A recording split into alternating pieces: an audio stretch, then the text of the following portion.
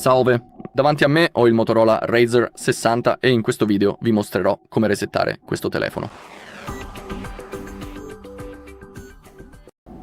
Bene, abbiamo due metodi per farlo. Il primo, e il metodo consigliato, è quello di resettare tramite le impostazioni.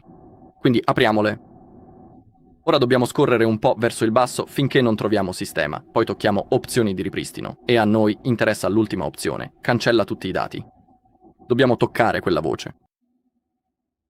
Ricorda che tutto verrà cancellato permanentemente dal tuo dispositivo. È fondamentalmente quello che fa il ripristino ai dati di fabbrica. E ora, se clicchi su cancella tutti i dati, il tuo dispositivo si spegnerà e, dopo pochi secondi, si riaccenderà automaticamente e vedrai la procedura di configurazione sullo schermo.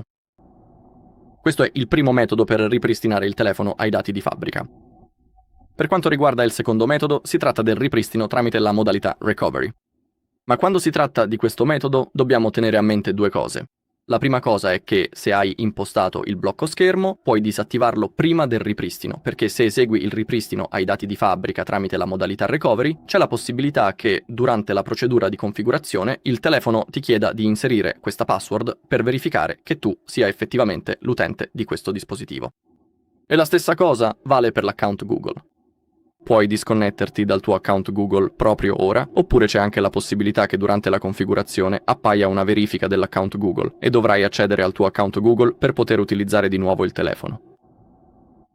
Queste sono, funzionalità di sicurezza per impedire, l'uso del telefono da parte di utenti indesiderati.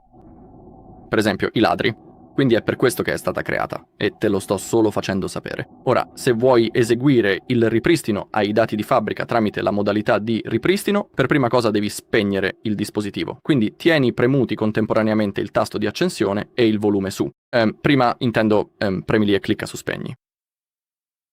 Ora dobbiamo entrare nel menu Fast Boot, e lo facciamo tenendo premuti contemporaneamente il tasto di accensione e il volume giù. Quindi tieni premuti entrambi i pulsanti. Tieni premuto. Al logo Motorola rilascia il tasto accensione, ma tieni premuto volume giù. Siamo in Fast Boot. Ora usa i tasti volume per selezionare Recovery Mode. Eccola qui. E poi conferma cliccando il tasto di accensione. Dobbiamo attendere che appaia la modalità di ripristino. Ora tieni premuto il tasto di accensione e premi il tasto volume su.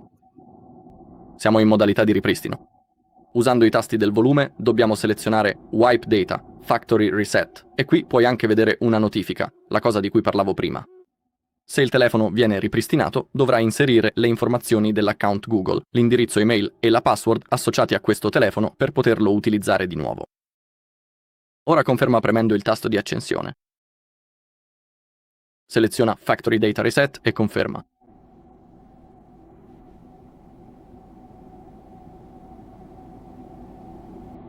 Ok, cancellazione dati completata, seleziona Reboot System Now e conferma premendo il tasto di accensione. E questo è praticamente tutto. Ora dobbiamo attendere che il telefono si accenda.